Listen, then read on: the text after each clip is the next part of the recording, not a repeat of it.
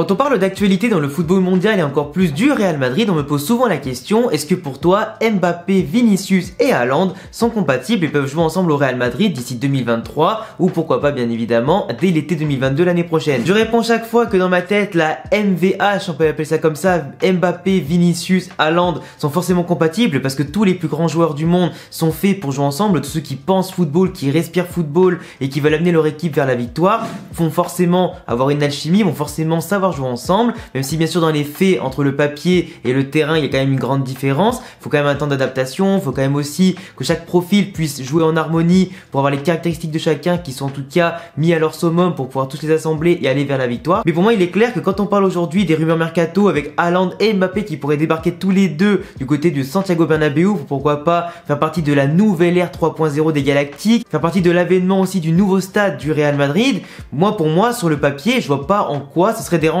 Surtout que autant sur le papier que dans la réalité, aligner les trois, c'est largement possible. Mbappé, il va arriver gratuit l'année prochaine avec une prime à la signature. Donc déjà, ça c'est quasiment acté vu qu'il devait déjà venir cet été. Donc l'année prochaine, c'est quasiment certain. Vinicius va rester encore ici de très nombreuses années. Le doute parmi ce trio-là est plutôt sur Haaland. Haaland qui apparemment serait plutôt favorable à jouer en Espagne, du coup forcément au Real Madrid ou peut-être au FC Barcelone, on sait pas. S'il est un petit peu maso pour jouer l'Europa League, tant pis pour lui. Mais de l'autre côté, on a aussi Manchester City en première ligue qui peut être un concurrent intéressant. Parce qu'il est vrai que quand tu regardes toutes les autres équipes, en Europe en tout cas, tu vois que déjà le Bayern a toujours Lewandowski, que le Bayern à mon avis n'est pas le choix privilégié d'Haaland qui voudrait pourquoi pas un autre championnat plus intéressant et pas forcément aller dans la meilleure équipe du championnat pour tout écraser. De l'autre côté en Italie, il n'y a pas forcément l'argent pour le signer, il n'y a pas forcément aussi les équipes qui intéressent Haaland.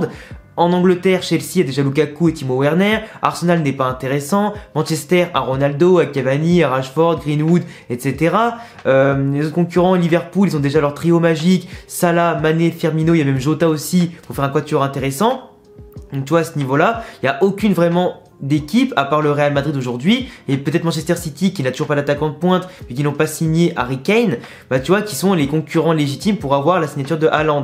Mais Haaland s'il devait venir au Real Madrid, ça coûterait bien sûr une somme entre 70 et 120 millions d'euros, somme que le Real Madrid aujourd'hui peut largement mettre avec toutes les économies qu'ils ont fait, avec tout aussi les mercatos qui ont été préservés au niveau des grosses dépenses, le fait qu'il y ait eu aussi pas mal de départs et qu'il va y aussi beaucoup y en avoir dès l'été prochain. Donc forcément le Real Madrid a plus de marge de manœuvre que ses concurrents, à part City bien évidemment qui est dirigé par les Qataris. Après il est possible aussi que le PSG en perdant Mbappé se jette sur Haaland, c'est possible aussi, mais est-ce que Haaland encore une fois voudra à l'instar du Bayern Munich aller dans un championnat qui est outrageusement dominé, sauf exception près à peu près tous les 10 ans ou tous les 4 ans, ça serait compliqué. Pour moi jouer pour lui avec Neymar et Messi dans un championnat français assez faible par rapport à la concurrence globalement, où il y a peu d'intérêt pour lui d'aller dans un club comme ça, à part pourquoi pas gagner un énorme salaire. Pour moi, je pense que Haaland doit vraiment aller soit en première ligue, soit en Espagne. Mais pour moi, le gros problème qui se pose si on veut signer les deux, c'est que pour moi, Haaland, sachant qu'il veut vraiment partir l'année prochaine, que lui, il en a marre de jouer dans une équipe qui malheureusement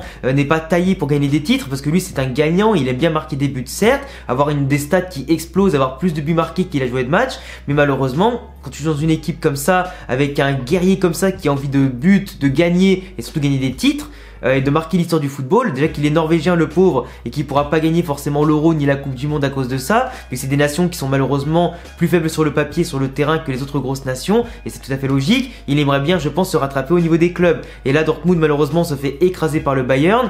Ils peuvent peut-être gagner à la limite la Coupe d'Allemagne vu que là le Bayern, je crois ils ont été sortis cette année ou je sais plus, ou pas du tout, mais si ils ont été sortis il me semble, mais pour le coup tu vois, il peut pas gagner la Ligue des Champions, il peut pas gagner l'Europa League, il peut pas gagner la Bundesliga, et malheureusement c'est les titres les plus importants qui vont compter à la fin de saison si tu veux gagner le Ballon d'Or ou pas, plus que les stats. Et Haaland, le problème c'est que donc du coup il veut pas rester forcément un an de plus à Dortmund et souffrir encore plus, et qu'il a largement les moyens et les prétentions de partir ailleurs. Donc le Real Madrid aujourd'hui, si Haaland doit partir en 2022 au mercato d'été, ils doivent le prendre absolument, tu peux pas le laisser partir. Si tu le laisses là, il va aller forcément à City ou à un autre gros concurrent, et ce serait détestable, extrêmement détestable de laisser partir un joueur qui voudrait venir chez nous. Surtout un joueur de cette qualité-là qui te donnerait accès à un trio magique pendant plus de 10 ans. T'aurais Vinicius à gauche, Mbappé à droite, Mbappé et Haaland en pointe. Là, t'as les références au poste là pendant 10 ans.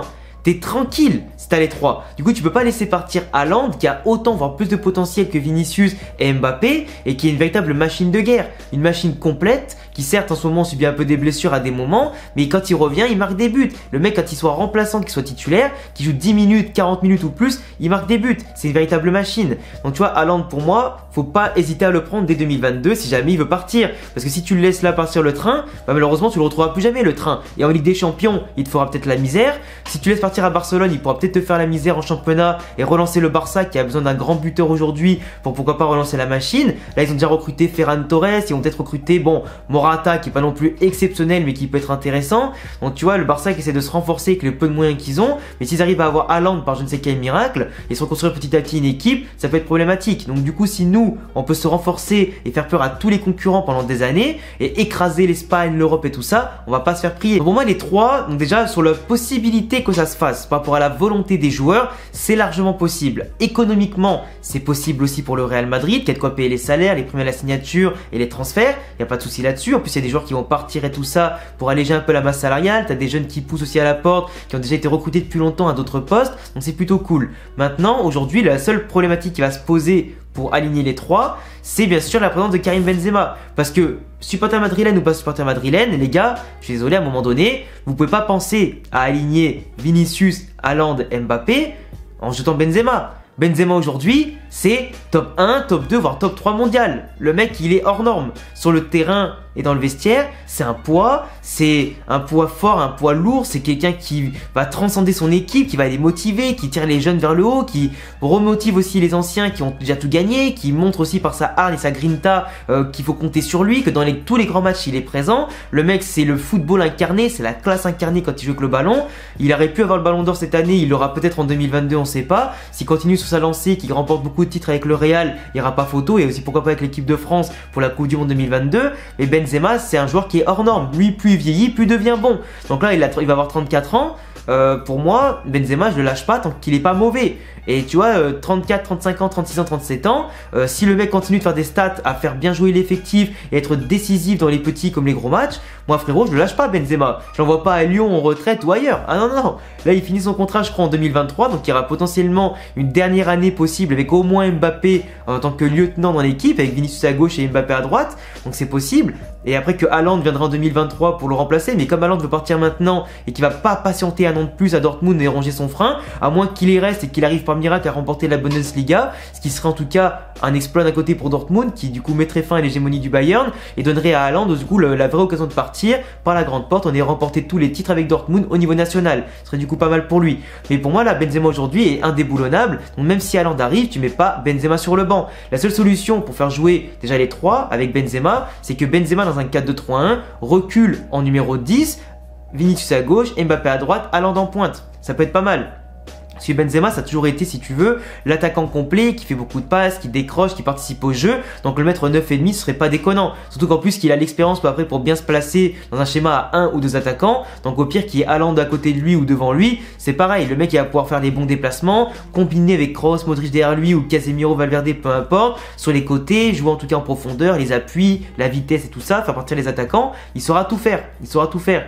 Et pour moi aussi, sinon, un 4-4-2 avec du coup deux milieux de terrain, Mbappé à droite, Vinicius à gauche et Mbappé et Benzema Haaland en pointe, mais après ça demanderait beaucoup plus d'efforts défensifs bien évidemment à Mbappé et Vinicius au niveau du placement et tout ça. Et dans tous les cas, quand tu joues avec 3 grands joueurs ou 4 grands joueurs devant offensivement, comme on le voit au Paris Saint-Germain où tu as le carré d'as qui fonctionne pas forcément très bien, avec Neymar, Di Maria, Mbappé, Messi, les 4 sont obligés de défendre. Dans les gros matchs contre les équipes de Ligue des Champions, tu seras obligé de défendre du premier au dernier joueur. Donc dans tous les cas, peu importe le schéma tactique, peu importe ça, il faudra trouver l'équilibre avec les 3 jeunes qui seront là et Benzema en plus. Donc dans tous les cas, niveau tactique, il va falloir bien sûr t'arranger et que chacun fasse des efforts, des concessions et ne pas tirer la couverture à lui. On sait que Mbappé, il aimerait bien être le grand visage, le nouveau leader du Real Madrid 3.0, mais il est clair que quand tu es dans un grand club, tu as forcément d'autres stars. Tu n'es pas le seul, tu n'es pas la tête d'affiche, la tête de gondole absolument du projet. Ronaldo, certes c'était quasiment lui pour le Real Madrid 2.0, enfin c'était lui, mais tu avais à côté de ça des Toni Kroos, des Luka Modric, des Karim Benzema, des Gareth Bale, Sergio Ramos, tu avais des noms tout aussi clinquants. Donc tout le monde était un petit peu la tête de gondole du projet. C'est clair, même si Ronaldo en termes de prix, de prestance, de niveau sur le terrain, de statut de meilleur joueur du monde, il brillait plus que les autres. c'est sûr, mais tout le monde avait son importance dans l'effectif. Aujourd'hui, tu as des Alaba, tu as plein de joueurs en tout cas qui émergent comme Valverde, et forcément, tu as des moments où tu te dis que la tête de gondole, elle peut très vite changer, et surtout que le chouchou du public ne sera pas forcément Mbappé, mais s'il est en tout cas très attendu de la part du public. Après, il est clair aussi que le Real Madrid au niveau tactique ne jouera pas pareil avec un Haaland en pointe qu'avec un Benzema en pointe. Si Benzema s'en va du Real Madrid, tu perdras un joueur qui va te décrocher, qui va participer au jeu, mais par contre avec Haaland, tu vas gagner en puissance, un mec qui peut tenir le ballon dos au but, qui va te faire remonter le bloc équipe, qui va pourquoi pas permettre avec son physique de permettre à Mbappé et Vinicius de se lancer dans son dos pour faire des appels en profondeur, pour marquer des buts, etc. Ça, Benzema le fait très bien aussi, mais il manque encore en tout cas un peu de vitesse par rapport à Haaland, il manque de puissance par rapport à Haaland, mais il compense par sa technique qui est absolument hors norme, sa vision du jeu, sa vista et tout ce qu'il est capable de faire sur le terrain qui est en tout cas pour moi le meilleur du monde actuellement quoi. Mais dans tous les cas, que tu es Haaland, que tu es Benzema, les deux ou seulement un des deux, il faudra forcément adapter la tactique. Donc le Real Madrid passera forcément dans une nouvelle ère avec de nouveaux joueurs et passera forcément aussi dans un nouvel ordre tactique, technique et physique. Et ça, déjà sur le papier, que tu es les 4 que j'ai cités ou les 3 jeunes de devant, Haaland, Mbappé, Vinicius, franchement, il n'y a personne qui pourra nous faire peur. À partir de là, tu pourras mettre toute la défense que tu veux. Mais là, les 3, ils ont le talent individuel pour faire la différence. Ils ont le talent collectif pour faire la différence. Ils sont imprenables sur tous les domaines. C'est vraiment des machines de guerre. Alors avoir les 3 ensemble, ce serait une tuerie. Donc déjà, moi, je pars du principe qu'à l'été 2022, on aura quoi qu'il arrive Benzema, Mbappé, Vinicius. Mbappé sera forcément à droite. Pourquoi? Parce que Vinicius à gauche est absolument hors norme, mais c'est vraiment son couloir. Il a tellement prouvé maintenant que tu peux pas le changer de couloir. Mbappé préfère la gauche, mais il va quand même rester à droite. Parce qu'il faut pas briser l'élan en tout cas que prend Vinicius aujourd'hui. Il faut pas le brider. Même si Haaland vient aujourd'hui, et que du coup, imaginons Haaland vient avec Mbappé. Est-ce que tu mettrais Vinicius sur le banc? Moi honnêtement, vu la progression de Vinicius, le mettre sur le banc, ce serait du gâchis. Ce serait du gâchis parce que le mec joue bien. Il dribble, il fait la différence, apporte de la verticalité, percussion, il marque des buts, il fait marquer, il est décisif dans les petits comme les grands matchs. Il a passé un cap qui est extraordinaire en seulement quelques mois. Donc j'imagine pas dans quelques années quand il sera encore plus mûr, encore plus puissant, encore plus efficace et surtout encore plus tout quoi. Donc mettre Benzema à gauche, Mbappé à droite ou inversement et mettre Haaland en pointe et mettre Vinicius sur le banc, certes t'auras le jeu de la concurrence, du coup les joueurs vont sûrement tourner, etc. T'auras du coup des bons remplaçants et tout ça. Mais pour moi, ça serait quand même brider un joueur qui est fait et destiné surtout pour être un des futurs meilleurs joueurs du monde, si c'est pas déjà le cas. Donc pour résumer rapidement mon avis d'une vidéo en tout cas qui tourne peut-être un peu en rond pour certains, mais en tout cas j'aime bien prendre le temps de tout expliquer mon avis sur tous les points pour ne pas en oublier. Pour moi, Mbappé l'année prochaine c'est sûr, Haaland un peu moins sûr. Ça dépendra forcément si le Real Madrid est prêt à créer un quatuor fantastique. Et surtout si Ancelotti ou le futur entraîneur qui sera là, on sait pas ce qui peut se passer d'ici là, est prêt à faire jouer les 4 ensemble, ou les 3 et plus un qui va tourner, ou à chaque fois les 11 vont tourner. Mais vu le prix d'Mbappé, vu le salaire qu'il aura, enfin surtout le salaire, parce qu'on va pas le payer entièrement à part la prime à la signature, vu le salaire et la dimension qu'il a, il sera pas remplaçant. Haaland, vu le prix qu'on va mettre sûrement sur lui, le salaire qu'il aura, il sera sûrement pas remplaçant. Benzema, vu ce qu'il montre, il sera pas remplaçant. Donc forcément, Vinicius est le plus susceptible d'aller sur le banc. Si tu modifies pas la tactique pour un 4-4-2 ou un 4-3-3, enfin un 4-2-3-1, ça va être compliqué, ça va être très compliqué. Mais après le problème d'un 4-2-3-1 ou un 4-4-2 comme ça en mettant les 4, c'est que du coup au milieu de terrain tu sacrifies un peu l'équilibre parce que tu sais pas qui mettre titulaire après entre Kroos, Casemiro, Modric, Valverde, Camavinga, etc. T'auras plus que du coup 2 places pour les milieux de terrain, ça va être cher. Et Modric vu son niveau de jeu, Kroos pareil, Casemiro pareil, Valverde pareil.